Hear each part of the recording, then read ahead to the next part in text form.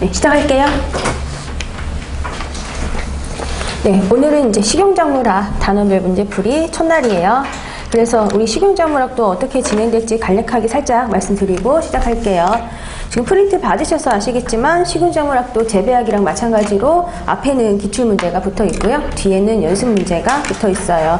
그래서 단원별로 진행이 되고 아무래도 이 쌀, 벼와 관련한 부분이 일단 탑스팟 교재 기준으로 세 파트가 벼예요. 그래서 벼의 특성과 관련한 거가 첫 번째고, 그리고 그 외에 이제 재배와 관련된 부분이 두 번째, 그리고 세 번째는 뭐 그 외에 뭐 여러 가지 품질이라든지 막 이런 거랑 관련되는 거잖아요.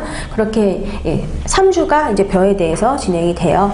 그 다음에 한 주는 이제 맹류, 그 다음에 잡곡, 두류, 서류 이렇게 진행을 하면은 이제 7번이 되는 거죠. 근데 우리 수업이 8번, 8주 진행이 되는 거다 보니까 마지막 주에는 또 종합 문제를 한번 같이 풀게 될 거예요. 그래서 처음부터 끝까지 다 풀게 되는 종합 문제를 다루게 되고, 그래서 이제 그렇게 이제 계획의 스케줄을 잡으시면 되고, 오늘 이제 이걸 받으셔서 아시겠지만 거의 이제 굉장히 파트 1 부분에서 기출된 부분이 상당히 많아요. 제가 이제 수업할 때마다 항상 강조드리는 게 우리 식용작물학에서 한 20문제 정도에서 한 6, 7개, 한 20문제 중 한 6, 7문제 정도는 주로 벼와 관련된 부분이 나온단 말이에요. 그러면 20문제 중 6, 7개면 굉장히 빈도가 높은 부분이에요. 그렇기 때문에 이 벼와 관련한 부분을 우리가 제일 중요하게 다룰 수밖에 없으니까요. 꼭 꼼꼼하게 얘네를 봐주시길 바랄게요. 그리고 어차피 맹류라든지 뭐 이런 애들 같은 경우는 사실 계속 내는 게 뭐 그게 그거예요. 솔직히 말해서 기출문제라든지 이런 거 보면 크게 많이 차이가 안 난단 말이에요. 그래서 항상 중요하게 다뤘었던 거 그런 건 너무 당연히 우리도 역시 봐야 되는 거지만 우리가 문제풀이를 할 때에는 이제 그거하고 연관돼서 조금 더 물론 우리가 그렇게 기출된 부분을 연결시켜서도 답을 찾을 수 있지만 조금 더 난도 있는 문제 있죠. 그런 문제를 연습 문제로 좀 만들어서 가지고 와서 좀 새로운 문제를 푸실 수 있도록 진행을 해보도록 할게요. 그리고 우리 식용작물학도 좀 최대한 많은 문제 풀 수 있게. 그리고 오늘 지금 이거 보시면 오늘 문제만 해도 지금 90개가 넘어요. 근데 오늘 이거 다 풀 거예요. 근데 오늘 이거 제 생각에는 오늘 이거 다 풀어야겠다 생각하고 왔어요. 그래서 하루에 한 이 정도씩 푼다라고 생각하시면 돼요. 어쩌면 이거보다 더 많이 푸는 날도 있지 않을까라고 생각이 들고요. 어제 재배학 시간에도 말씀드렸지만 아무래도 조금만 그야말로 양은 조금 하면서 설명을 많이 하는 것도 사실 좋은 방법이기는 하지만 그런 것보다는 다양한 문제를 풀면서 이렇게도 문제를 낼 수 있구나, 이렇게 나오면 이런 부분을 내가 포인트로 봐야 되겠구나, 이런 거를 좀 생각을 하시는 게 제가 봤을 때는 더 시험장에서 더 도움이 되는 것 같거든요. 그래서 되게 많이 풀 거예요, 문제. 그래서 문제 만드느라고 오늘도 밤을 새고 왔어요. 미리 조금 몇 개라도 만들어 놓으려고 괜히 마음이 또 그래가지고 문제 드립다 많이 만들 거니까 열심히 공부하시고, 그리고 얘네가 은근히 양이 많아요. 은근히 양이 많은 거고 분명히 내가 열심히 공부했다고 생각을 하더라도 틀리는 문제들, 실수하는 문제들은 어쩔 수 없이 생길 수밖에 없거든요. 그러니까 그런 애들 같은 경우는 필수로 그날 당일날 좀 복습을 해주세요. 이게 당일 복습하면 양이 많지 않지만 하루 밀리고 이틀 밀리고 그러면 양이 굉장히 많아지고 그러면 부담돼가지고 막 하기 싫고 이렇게 된단 말이죠. 그러니까 무조건 당일 오늘 틀린 부분 오늘 확인하는 거는 양이 많지 않아요. 꼭 그렇게 해주시길 부탁드릴게요. 그러면 바로 진행할게요. 얘도 오늘 오셔서 이제 문제 받으셨는데 다음 주부터는 제가 식용작물학도 그 다음 시간에 할 거 미리 제가 드리도록 할게요. 그럼 이제 1번부터 볼게요. 벽실을 산소가 부족한 심수 조건에 파종했을 때 나타나는 현상을 물어보고 있어요. 제가 항상 말씀드리는 게 필요한 부분이 발달된다.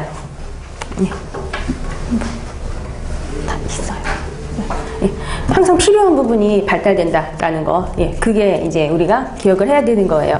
그러면 벽실을 내가 산소가 부족한 조건에다가 파종을 했어요. 그러면 산소가 부족하니까 산소를 먹을 수 있는 방향으로 얘네가 발달이 될 수밖에 없죠. 그렇기 때문에 위로 올라가는 부분, 아래로 내려가면 물 먹는 쪽, 위로 올라가야지 산소랑 만나는 쪽이잖아요. 그렇기 때문에 초엽이 길게 신장을 하고 육은 신장은 없게 된다. 아무래도 벽시가 가지고 있는 종자를 가지고 위로 그야말로 이 초엽도 나오게 해야 되고 뿌리도 나오게 해야 된단 말이에요. 그러면 위쪽으로 그 초엽 나오는데 양분을 어쩔 수 없이 많이 보낼 수밖에 없는 상황이다 보니까 밑에 유근까지 동시에 길게 나오게 할 수는 없는 거죠. 양분이 제한적이기 때문에.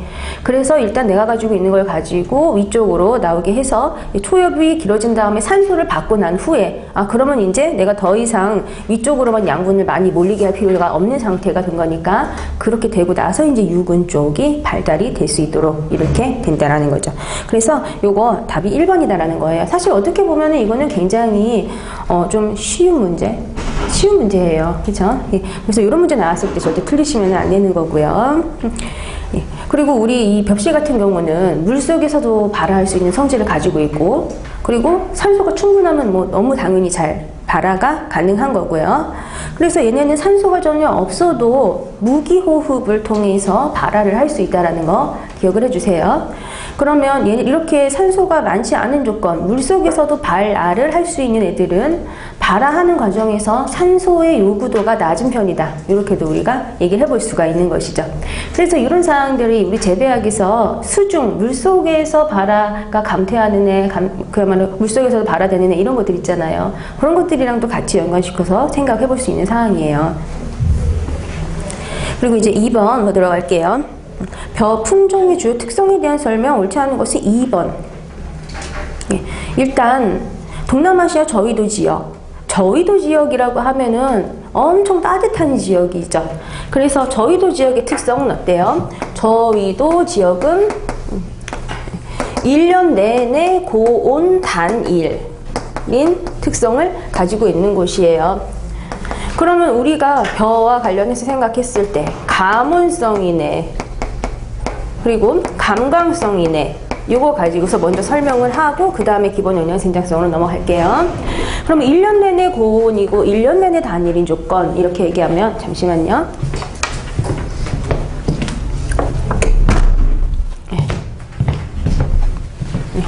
그러면 가문성이네랑 감광성이네 가지고 얘기 한번 해보면, 이 가문성이라는 애들은 생식생장으로 넘어가기 위해서 필요한 적선 온도가 채워지면 넘어가는 애들이에요. 그러면 1년 내내 고온인 조건이기 때문에 생식생장으로 넘어가기 위해서 필요한 적선 온도가 금방 후딱후딱 채워진단 말이에요. 그래서 이런 애들 같은 경우는 어때요? 굉장히 빨리 넘어가죠. 빨리 생식생장으로 넘어간단 말이에요. 그래서 영양생장을 엄청 조금밖에 안 했는데 생식생장으로 넘어가 버려요. 그렇게 되면은 이런 조건에서는 수량을 올리기가 힘들죠. 그죠? 영양생장을 워낙에 조금밖에 못했으니까.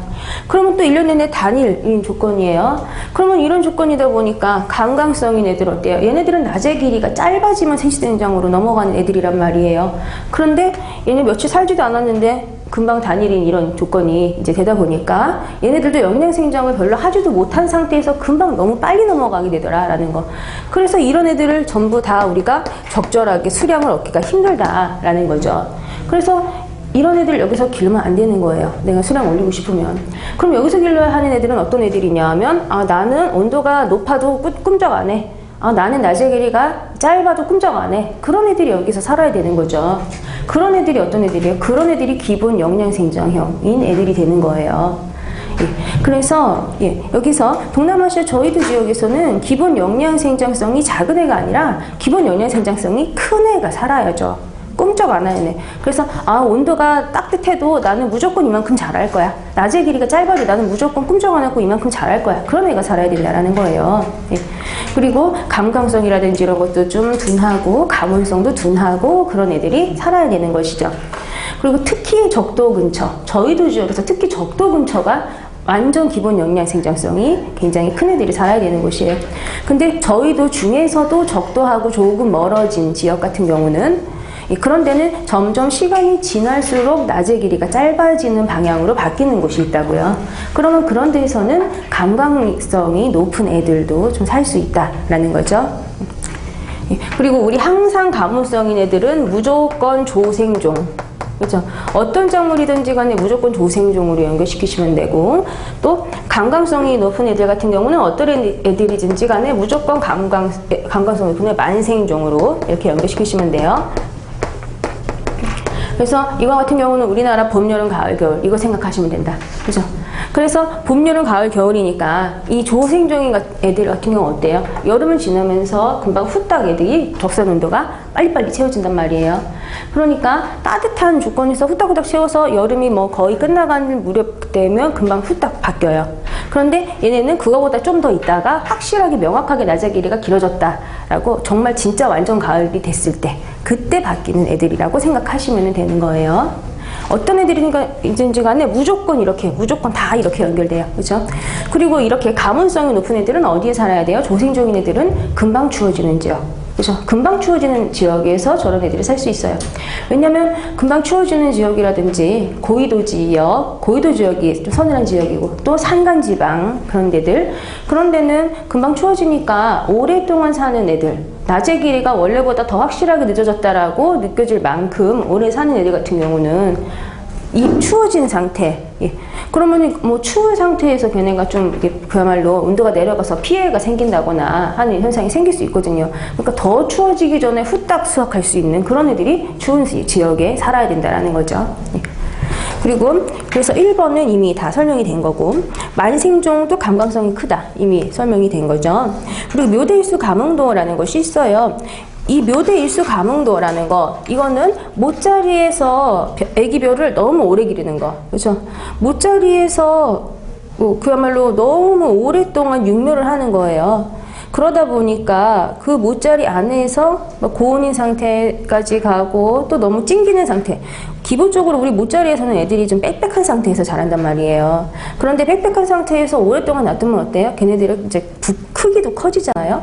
그러면 공간도 너무 빽빽하고 수분 양분이라든지 이런 것도 조금 이제 좀 먹기 힘들고 서로 가려지고 이래서 굉장히 좀 살면서 막 너무 찡겨가지고 막 깝깝한 상태에서 애들이 살게 된단 말이에요.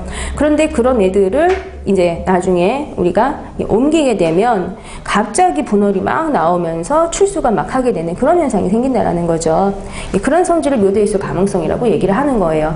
그런 애들은 주로 조생종인 애들을 늦게 이양할 때 발생이 많이 되는 거죠.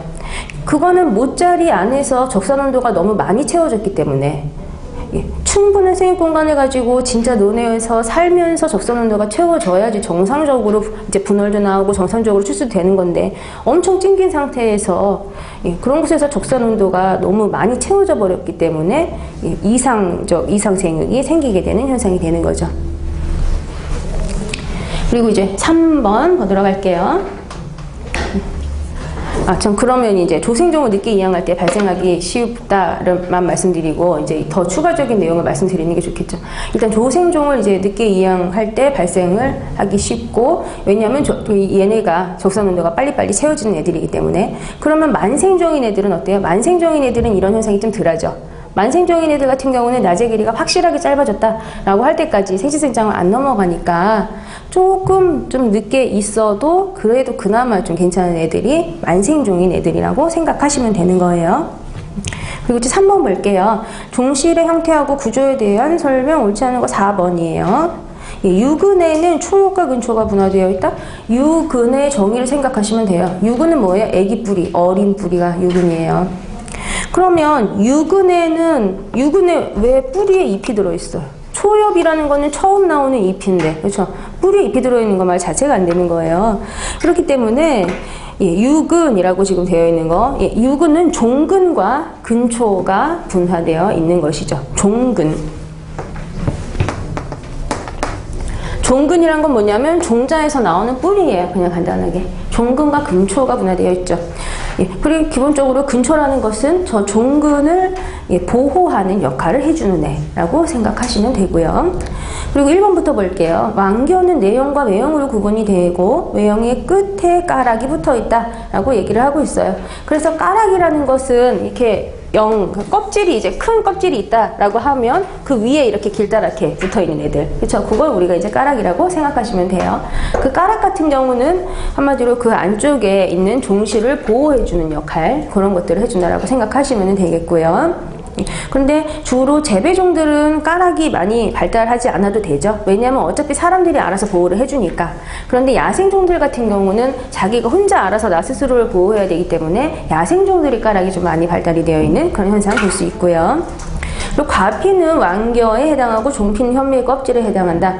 과피라는 것은 과일의 껍질, 그죠? 과실의 껍질이고 종피라는 것은 종자의 껍질을 의미를 하는 거잖아요. 그러면 항상 모든 애들은 항상 과피가 면 바깥에 있을 수밖에 없죠.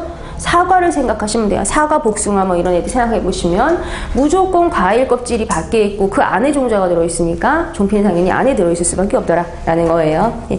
그래서 완겨 그리고 현미 껍질 이런 애들까지도 같이 기억을 해 두시는 게 좋고요. 현미는 배, 배유, 종피의 세 부분으로 구성이 되어 있고 그 배에 유아와 배축, 유근 그런 애들이 들어있는 거죠. 예. 배에 유아와 배축, 유근이 들어있다. 유아와 배축, 유근이 들어있다라고 얘기를 하고 있어요. 이 유아라는 거는 어린 싹을 생각하시면 되는 거고 얘는 그야말로 그 어린 뿌리 생각하시면 돼요. 그런데 이 배축이라는 것은 뭐냐면 잎을 위로 올려보내주는 역할을 하는 부분인 거예요. 한마디로 줄기 같은 그런 애들 생각하시면 되는 거예요. 그리고 이제 4번 문제 보도록 할게요. 벼의 생육 특성에 대한 설명 옳지 않은 것은 3번이에요. 3번. 항상 모든 작물들은 다 발화를 하기 위해서 전부 다 수분을 흡수해야 한다. 그렇죠? 그런데 일반적으로 벽시 같은 경우는 발화를 하기 위해서 건물 중에 30에서 35% 정도 수분을 흡수해야 한다라고 얘기를 하고 있어요. 그래서 요거 기억해 두시고 그리고 또 우리 벽시 흡수 과정을 흡수기, 효소 활성기, 생장기 그렇게 구분을 하고 있죠. 예. 흡수기, 수분 흡수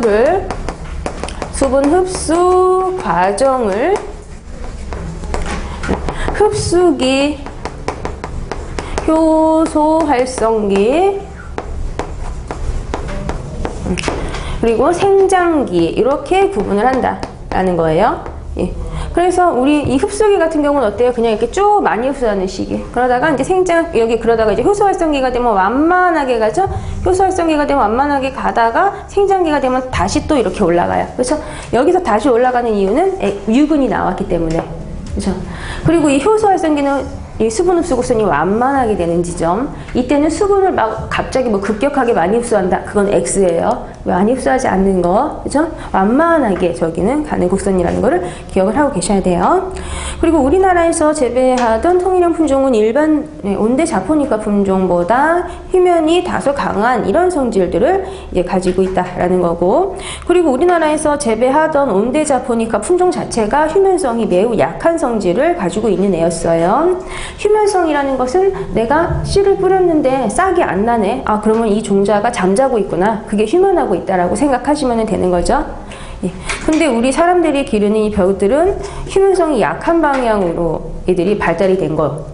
주로 그런 애들이 이제 재배벼의 특성이 되는 거죠. 우리 사람들이 씨 뿌렸을 때 금방 싹이 나고 금방 후딱후딱 영양 생장해가지고 빨리빨리 세시 생장으로 넘어가서 빨리 수확을 올릴 수 있게 해주는 방향으로 그런 식으로 재배벼들은 발달이 된 거고요. 그렇죠? 원래는 벼 자체도 옛날에는 야생벼는 단연생이었는데 점점 재배벼 쪽으로 이제 애들이 바뀌게 되면서 1년생으로 바뀌게 된 거예요. 사람들이 원하는 방향으로. 그죠?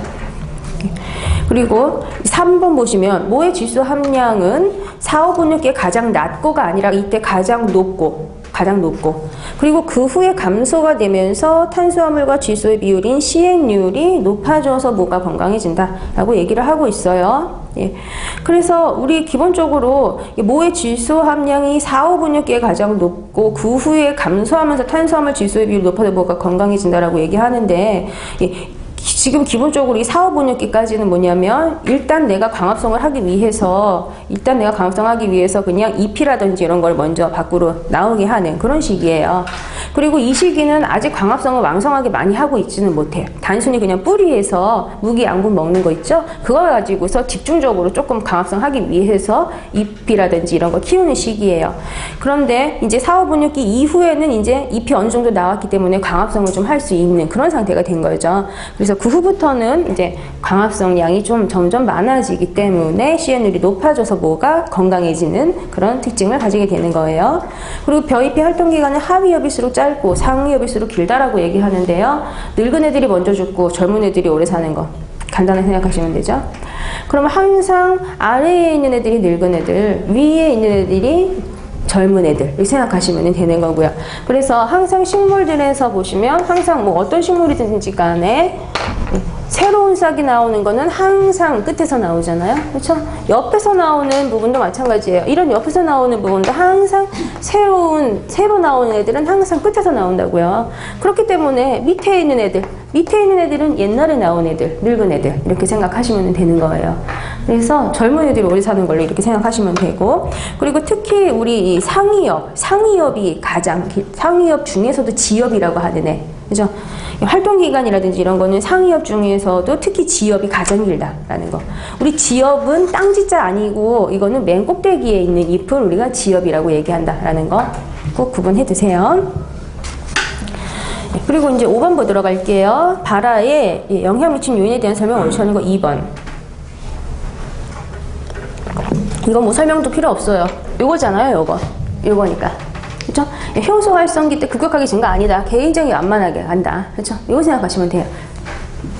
그리고 일반적으로 발화의 최저온도는 8에서 10도, 최저온도는 30에서 32도 이렇게 얘기를 하고 있고요. 일반적으로 봤을 때 주로 좀 저희도 품종이라든지 그런 애들은 고온에서 발화를 잘하는 성질도 가지고 있겠고, 고위도 지역이라든지 이런 데에서 나온 품종들은 저온에서 잘 발화를 하는 그런 특징도 가지고 있겠고, 그죠? 자기가 사는 지역의 환경에 적응을 하는 방향으로 얘네가 발달이 됐으니까. 예, 그런 것도 같이 생각해 주시면 좋겠어요. 3번은 이미 우리가 다 얘기했고요. 4번 같은 경우 암흑 조건 하에서 발화하면 중배축이 도장한다 라고 얘기를 하고 있어요. 예, 그래서 우리 이걸 중배축이라는 거, 이 중배축이라는 거는 어떤 걸 생각하시면 되냐면, 혹시 뭐 그 뿌리의 그 생장 모양이라든지 그런 거에서 중배축근이 있었던 부분 생각나세요? 예, 중배축근이 중배축에서 나오는 거죠. 간단하게 얘기하면. 그래서 그림으로 한번 살짝 나타내 보면, 내가 씨를 뿌렸단 말이에요. 예, 씨를 뿌렸어요. 그러면 이제 여기에서 이렇게 종자에서 뿌리가 나오죠. 요거는 뭐냐면 종근, 그죠? 종근이에요. 그리고 여기에서 이렇게 위쪽으로 이렇게 돼서, 이렇게 돼서 여기서 이제 좀 그림 안 입어도 여기서 이제 초엽이 나와요. 이게 초엽이에요. 이게 초엽. 이게 초엽. 그리고 그 초엽 아래 부분이 있는데, 이런 데에서 중배축근이 나오잖아요. 중배축근. 그죠? 이 중배축근이 나오는 요 부분, 여기가 중배축인 거예요. 잎을 위로 올려보내주는 게 배축이다라고 아까 말씀드렸잖아요. 예, 여기가 중배축이라고 생각을 하시면 되는 거예요. 예, 그래서 이런 중배축 같은 경우 잎을 위로 올려보내주는 거, 암흑 조건이니까 햇빛 받아라. 너 햇빛 받을 수 있는 대로. 잎은 원래 햇빛을 받는 지상부에서 잎이 나오는 거잖아요. 그러니까 햇빛이 없으면 위쪽으로 막 올려보내줘서 햇빛 받을 수 있는 부분으로 잎을 올려보내주는 거예요. 그런데 얕게 얘네가 파종이 됐으면 근데 조금만 나와도 뭐 굳이 뭐 금방 햇빛 받을 수 있으니까 많이 길어질 필요가 없는 거죠. 깊게 심어졌으면 많이 길어질 필요성이 있는 것이고요. 그리고 이거랑 관련해서 여기에 이제 이렇게 나오는 건 뭐라 그래요? 이렇게 나오는 뿌리. 이렇게 나오는 뿌리는 관근. 그렇죠? 관근이라고 부른다라는 거고요. 예, 그리고 우리 이거 기본적으로 이 중배축 같은 경우 여기에서 중배축근이 나온다라는 거 꼭 기억해 주시고, 중배축근은 부정근. 그렇죠? 부정근.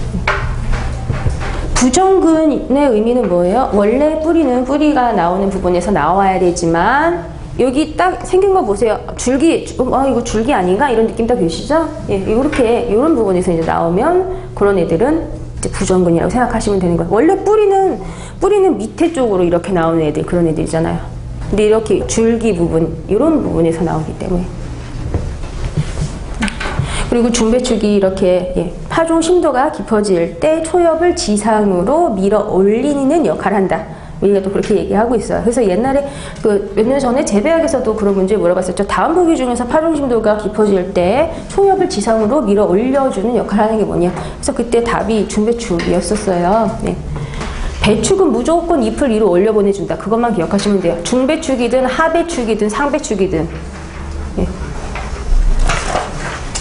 근데 지금 제가 이제 상배축, 하배축 이런 말씀 드렸잖아요. 이거는 이제 중배축 이제 그림을 그린 거고, 근데 말 나온 김에 상배축, 하배축을 살짝 한번 얘기를 해볼게요. 상배축, 하배축은 뭐냐면 우리 발화하는 형태를 얘기를 했을 때 지상자엽형 발아하고 지하자엽형 발아 이렇게 애들 구분을 해요. 그런데 일반적으로 지상자엽형 발아 같은 경우 지상자엽형 발아를 하는 애들을 간단하게 간략하게 그냥 그림을 그려보면 여기다 내가 씨를 뿌렸어요. 그러면 여기에서 이제 뭐 당연히 이제 뿌리가 이제 뭐 나오고 뭐 알아서 뭐 이렇게 자랐겠죠.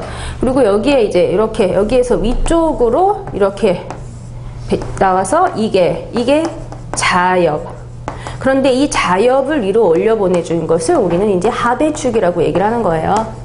그리고 그 자엽 위쪽으로 또 줄기 같은 부분이 있고 또 여기 잎이 있어요. 이게 진짜로 이제 진짜 그냥 본엽 이렇게 들어가는 거예요.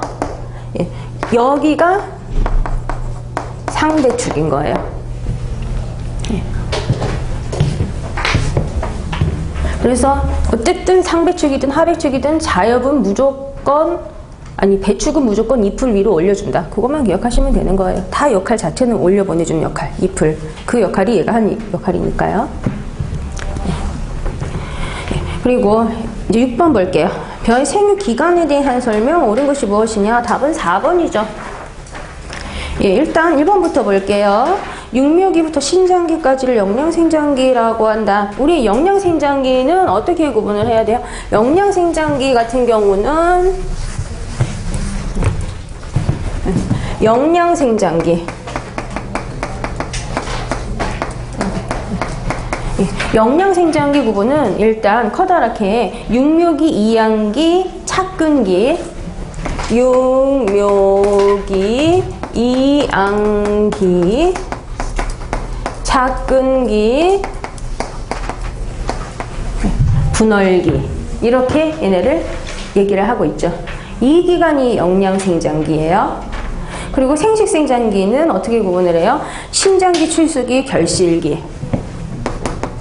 생식생장기는 신장기, 출수기, 결실기 이렇게 구분을 한다는 거예요.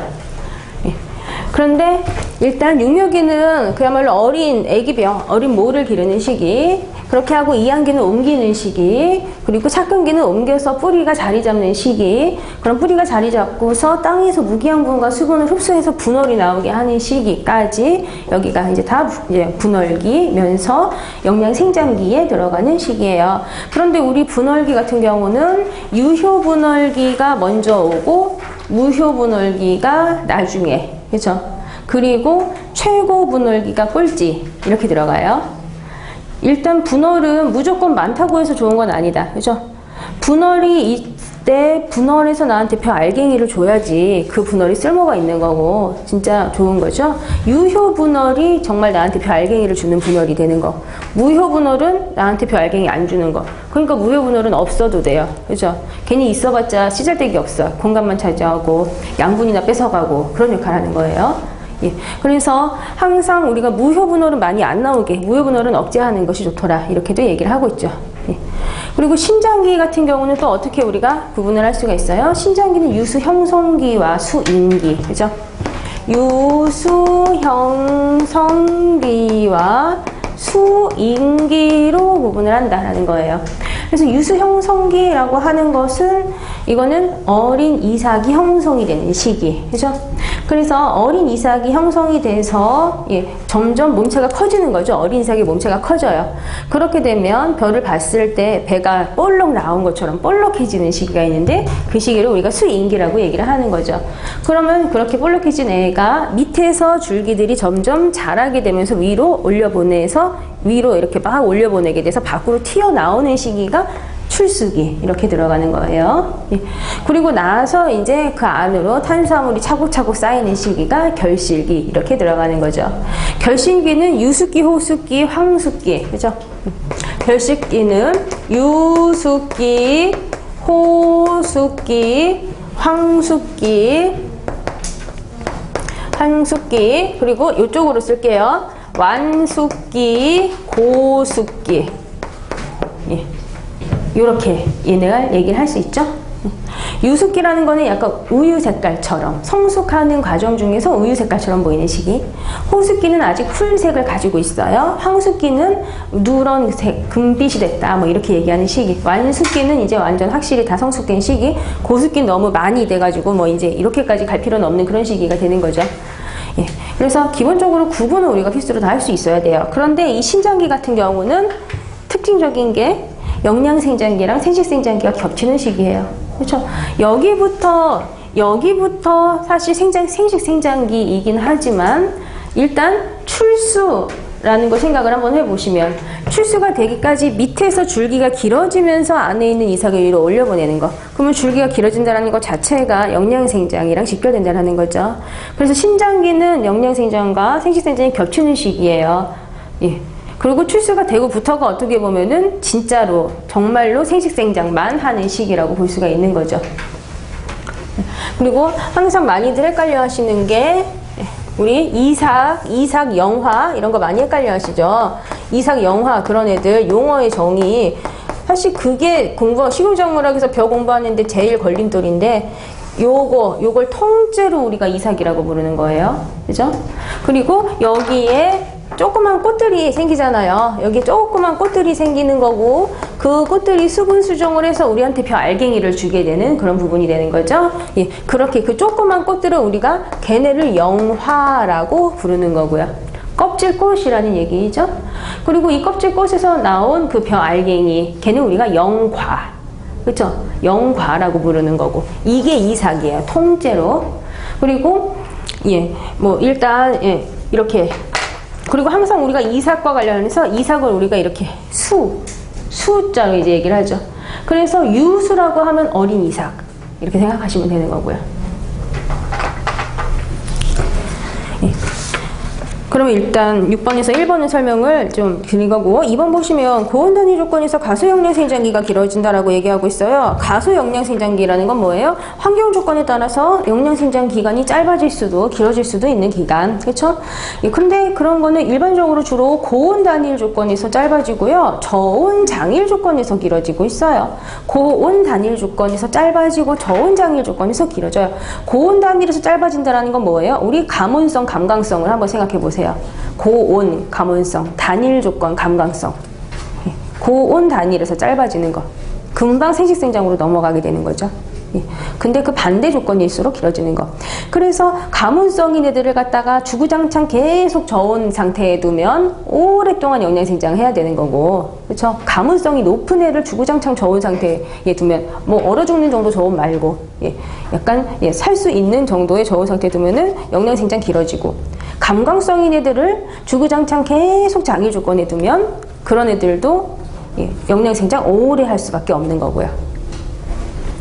그리고 이제 3번 보시면 모내기 후 분월수가 급증하는 시기를 우리는 분월성기라고 얘기를 해요. 분월성기라고 얘기를 하고 있어요. 최고 분월기라는 거는 분월수가 가장 많아진 시기, 최고 분월기는 분월수가 가장 많아진 시기라고 생각하시면 되고요.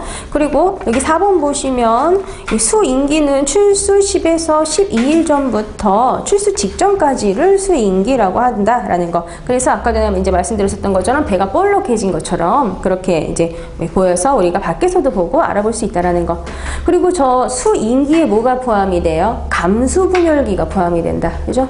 수인기 속에 감수분열기가 포함이 되고 있고, 그리고 그 시기가 불리한 조건, 물 부족이라든지 막 이런 불리한 조건에 가장 민감하고 가장 약한 시기, 그런 것까지 같이 기억해 주세요.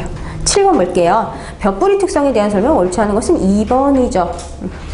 일단 1번 보시면 벼가 물속에서 살 수 있는 이유는 위에서 받은 산소를 뿌리 부분까지 잘 보내줄 수 있는 통기강들이 다 잘 발달이 되어 있기 때문이더라 라는 얘기이고, 그런데 이제 2번 보시면 벼 뿌리 표면에 산화철 피막이 형성이 되면 젓갈색을 띠는 것까지는 맞아요. 그렇죠? 그러면 아무래도 황화수소에 의한 피해가 증가하는 게 아니라 감소한다. 그죠? 젓갈색의 산화철 피막이 만들어졌다라는 것은 한마디로 막을 만들어준 거잖아요. 단단하게 막을 만들어줬어. 그렇기 때문에 황화수소로부터 뿌리를 보호해주는 역할을 한다라는 거죠. 그리고 벼뿌리 수는 당연히 분월이 증가함에 따라 동시에 증가한다. 분월이 많은 애들일수록 뿌리가 많죠. 하다못해 그냥 항상 제가 그림을 그릴 때 이렇게 그리잖아요. 예. 그냥 일반적인 식물 기준으로 보면은 주로 이제 그냥 요런 애들 요런 식으로 요런 애가 있고 아이고 약간 요런 애가 있고 요런 식으로 나오는 애들이 있고 그런데 여기 보시 이런 식으로 요런 애들이 있더라. 요런 애들이 있다고요. 그렇죠? 근데 이거는 이제 너무 나무처럼 그렸으니까 좀 벼 같게 그리려면 좀 벼처럼 그리려면은 좀 벼 같죠? 이렇게 애들 생각하시면 된다고요. 그죠? 그래서 딱 보시면 아시겠지만 분월이 많이 나온 애들은 뿌리도 많이 나와요. 근데 뿌리가 길게 못 내려가죠. 그런데 분월이 조금 있는 애들은 뿌리가 적어요. 근데 길게 내려가요. 이런 성질을 가지고 있어요. 이거는 어떤 애들이든지 간에 형태에 따라서 무조건 다 이렇게 성질을 가지고 있다고 생각하시면 돼요. 그리고 밭토양에서 자란 벼뿌리는 논토양에서 자란 벼뿌리에 비해서 분지근과 뿌리털의 발생이 많다. 왜 그러냐면 뿌리가 발달될 필요성이 있잖아요. 뿌리털이 발달될 필요성이 있어요. 밭이. 논 같은 경우는 논에다가는 물을 가둬놓고 애들을 기르기 때문에 가만히 있어도 지천에 물이 깔렸으니까 내가 먹으러 갈 필요가 없죠. 뿌리털이 하는 역할 자체가 수분, 양분을 흡수하는 역할이잖아요. 근데 가만히 있어도 상관없어. 가만히 있어도 지천에 깔렸으니까. 근데 밭토양은 어때요? 물을 담가놓지 않았어요. 그렇기 때문에 내가 물을 먹으러 찾아가야 된다고요. 그럼 찾아가야 되니까 뿌리털이라든지 이런 거가 발달될 수밖에 없는 거죠. 그래서 항상 우리 육묘하는 것도 마찬가지잖아요. 밥모짜리하고 또 물모짜리 그런 거 구분해 보시면 물모짜리에서 기른 애들 같은 경우는 뿌리 발달이 많이 안 돼 있지만 밥모짜리에서 기른 애들이 뿌리가 더 많이 발달됐다. 이렇게 얘기하고 있는 거고요. 그리고 우리 벼의 통기계와 관련한 거는 연근 같은 거 생각하시면 된다라고 제가 자주 말씀드려요. 그죠? 연근에 구멍 뽕뽕 뚫려져 있죠? 그게 연근의 통기계인 거예요. 벼에도 그런 애들이 있다라고 생각하시면 되는 거고요. 8번 볼게요. 벼 이삭에 축적되는 탄수화물 중 출수 전 축적분에 대한 설명을 옳지 않은 거 4번이에요. 4번. 일단 1번부터 볼까요? 출수 전 엽초와 줄기 조장 전분이 이삭으로 전류되어서 축적이 된다라고 얘기를 하고 있어요. 그래서 우리 이거는 다 외우고 있어요. 이삭에 축적되는 탄수화물의 20에서 30%가량은 출수 전 줄기하고 잎집에 저장되어 있는 동화산물이다. 이렇게 얘기하고 있죠. 지금 그 얘기하고 있는 거예요. 지금요. 1번이랑 3번이 그 얘기를 같이 하고 있는 거죠. 그리고 여기 2번이랑 이제 4번, 특히 근데 여기 2번 보기 같은 경우는 조금 낯설다라고 조금 생각이 되실 수도 있어요. 일단 우리 출수 전 축적 같은 경우 출수 전 3주쯤부터 이루어지기 시작을 해요. 그래서 출수기의 축적량이 최대가 되고요. 그 후로는 급격하게 감소를 하는데 그렇게 되는 이유는 이삭으로 전류가 되기 때문에 이삭으로 다 양분이 전류가 되기 때문이다 라고 얘기를 하고 있어요. 지금 출수 전에 축적이 되는 부분은 줄기라든지 잎집이잖아요. 줄기랑 잎집에 출수 전에 다 축적을 하고 있다가 이제 출수가 되고 나서는 다 이삭으로 보내주니까 출수 전에 축적량이 있던 부분에는 양이 줄어드는 거 이렇게 들어가는 거예요.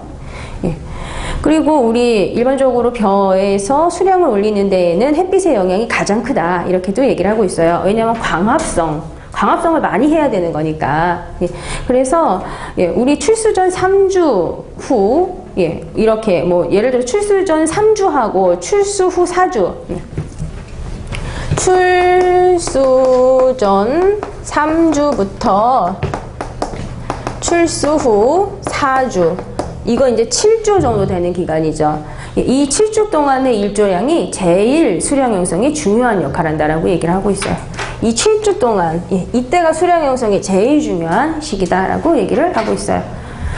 그래서 이거를 우리가 수량 생산 시기라는 이름으로도 부를 수 있어요. 수량 생산 시기 이렇게도 부를 수가 있어요. 수량 생산 시기라고도 부를 수 있어요. 그리고 지금 4번 같은 경우는 왜 이게 답이냐면요. 예, 일단 출수 전에 축적량이 많기 위해서 지금 문제에서 물어보는 거는 출수 전 축적에 대한 걸 물어보는 거잖아요. 출수 전에 축적량이 많게 하려면 어떻게 해야 되냐 그걸 물어보는 건데 출수 전에 축적량이 많기 위해서는 일단 햇빛 일조량이 많은 거는 기본이고 그런데 과범무하면 안 돼요. 과범무하면 안 된다고요. 근데 지금 얘네 보세요. 예. 연면적 지수를 현저히 증대시키겠다. 아주 그냥 과범무하게 하겠다라는 얘기나 마찬가지예요. 그럼 뭐 연면적 지수가 현저하게 증대되면 아주 호흡도 현저하게 증대가 되겠죠. 그렇죠? 그렇기 때문에 과범무하는 현상인 거예요. 요거는 오히려 필요 없는 상태인 거라고요. 그래서 예, 과범무하지 않게 한다. 이렇게 들어가야 되는 거예요. 지금 이거는 그냥 이제 보기를 만든 거예요. 예, 보기를 만든 거예요. 그래서 예, 일조량은 많되 과범하지 않아야 한다. 꼭 기억해 두세요. 그리고 이제 9번 보도록 할게요. 이거 9번 같은 경우도 어떻게 보면은 조금 낯설다라고 생각하실 수도 있어요. 나름대로 이제 7급 문제이기 때문에 조금 어려운 문제, 나름 그렇게 볼 수 있어요. 답은 일단 3번이에요. 답은 3번인데요. 예, 요거 같은 경우는 우리가 어떻게 답을 옳은 걸로 고쳐줄 수 있냐면 현미에 함유된 기름의 함량은 약 3%예요. 그리고 그 중에서 2분의 1 정도가 배와 호분층에 분포한다. 이렇게 들어가는 거예요. 그리고 쌀겨 성분 중에서 약 20%가 기름이에요. 20%가 기름 이렇게 얘기를 하고 있어요. 그리고 지금 여기 1번부터 살짝 볼게요. 예, 쌀 지방의 지방산 조성은 불포화 지방산인 올레산과 리놀레산이 70% 이상이고 포화 지방산인 팔미트산이 이제 20% 정도이다. 예, 이렇게 얘기를 하고 있거든요. 그래서 이거 우리가 이제 이번에 문제로 나왔으니까 이거는 아무래도 좀 기억을 해주시는 게 좋겠고 또 쌀기름이 또 반건성유다라고도 얘기를 하고 있어요. 그리고 여기에서 이 리놀레산이라는 게 지금 여기 1번 보기에도 있고 4번 보기에도 있죠. 이 리놀레산이 하는 역할은 뭐냐면 혈액 중에 콜레스테롤을 저하시키는 역할. 리놀레산, 쌀기름에 들어있는 리놀레산에 대한 얘기인 거예요. 쌀기름에 들어있는 리놀레산은 혈액 중 콜레스테롤을 저하시켜주는 역할. 이런 역할을 리놀레산이 하는 역할이에요. 그래서 이렇게 좋은 역할을 하지만 리놀레산은 공기에서 산소하고 결합을 해서 산패를 일으켜요. 그렇기 때문에 묵은 쌀 냄새, 고미치가 나게 하고 기름의 안정성을 해치는 점에서 단점도 가지고 있는 거죠. 장점, 단점 다 가지고 있다라고 생각하시면 되는 거예요. 그리고 일반적으로 우리 현미에서 호분층과 배와 배유의 무게 비율을 얘기를 해보면 현미의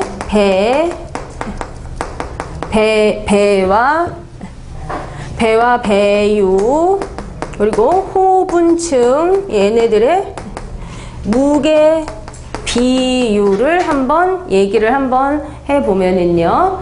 일반적으로 배가 한 3% 정도예요. 일반적으로 배가 한 3% 정도. 100% 기준으로 얘기했을 때 배는 3%. 그리고 호분층은 5. 나머지 92가 아이고 그러면 이거 여기 바꿔줘야 되겠다. 배호분층 배유 이 순서로 쓸게요. 여기가 이렇게 92 이렇게 100% 기준으로 얘기하면 이렇게 얘기해요. 근데 이게 아마 방통대 기준으로 얘기를 해보면 이렇게 얘기하는데 순서가 요 두 개 순서는 바뀌어 있을 수도 있어요.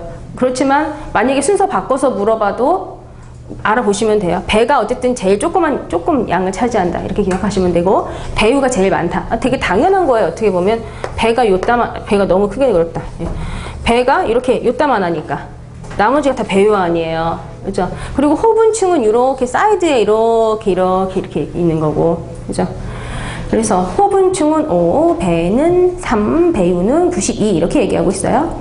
그렇기 때문에 우리 이론적으로 얘기를 해봤을 때 백미를 만든다라고 했을 때 부산물로 나오는 쌀겨는 현미 중량의 8에서 10% 정도 이렇게 우리가 얘기를 하고 있는 거죠.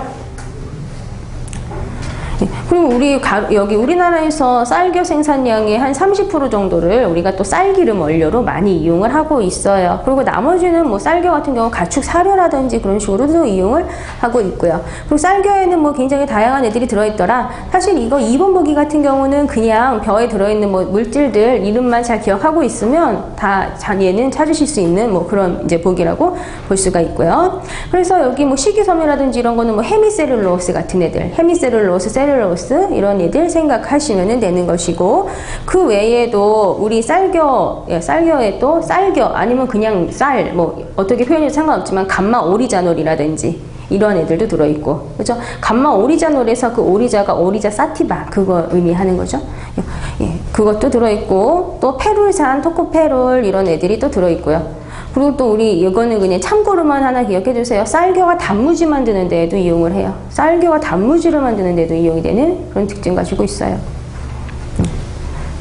변색을 방지한다고 그래요. 쌀겨를 이용을 해서 단무지를 만들면 변색을 방지한다? 이렇게 얘기를 하더라고요. 그리고 이제 10번 보도록 할게요. 벼뿌리의 생장에 영향을 주는 조건에 대한 설명. 옳지 않은 것은 3번. 예, 질소12량이 많아진다. 질소12량이 많아진다라는 건 뭐예요? 내가 가만히 있어도 질소를 막 들이부어줘. 그럼 내가 질소 먹으러 갈 필요가 없어. 그러면은 근계가 깊고 넓게 갈 필요 없으니까 근계가 작아지는 거예요. 그리고 1차 근장이 굳이 내가 먹으러 깊고 넓게 갈 필요 없으니까 1차 근장이 짧아지죠. 그러면 당연히 비교적 표층에 분포하는 형태가 되는 거죠. 근데 질소를 조금밖에 안 줬어. 그러면 내가 먹으러 가야 되잖아요. 그러면 그럴 때 근계가 커지는 거죠. 물 부족하고 질소가 조금밖에 없고 막 내가 먹을 거 자체가 조금밖에 없을 때 찾아가는 거, 이렇게 들어가는 거예요. 그래서 답은 3번이에요. 어떻게 보면 답 3번인데 어떻게 보면 이런 거는 일부러 공부 안 해도 돼요. 필요한 부분이 발달한다만 생각하고 있으면 된다고요. 그리고 1번 보시면 너네 담수 토양이라는 거, 물이 꽉 차 있는 곳이면 뿌리 생장이 왕성한 시기에 환원 정도를 경감시켜야 한다? 환원이라는 건 뭐예요? 산소가 별로 없는 상태잖아요. 그런데 뿌리가 생장하려면 어떻게 해요? 사람만 숨 쉬는 게 아니라 벼도 숨을 쉬어야 되기 때문에 호흡을 해야 된다. 그렇죠? 그렇기 때문에 호흡을 하려면 산소가 있어야 되니까 환원 정도를 경감시키는 거, 한마디로 산소 공급이 좀 될 수 있게 만들어줘야 뿌리가 잘 살 수 있다. 이런 얘기죠. 그리고 이를 투수량이 많은 논토양이라고 하고 있어요. 투수량이라는 건 뭐예요? 밑으로 물이 빠지는 거죠. 밑으로 내려가는 물의 양이 많은 논토양의 벼뿌리는 이를 투수량이 적은 이런 토양의 벼뿌리에 비해서 토양 속으로 수직 분포하는 1차 근수 비율이 높다. 밑으로 물이 잘 빠진다. 이런 곳에는 공기가 많겠죠.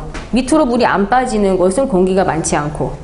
그러니까 공기가 많은 조건인 곳에서 뿌리가 깊게 많이 내려가는 거잖아요. 그렇죠?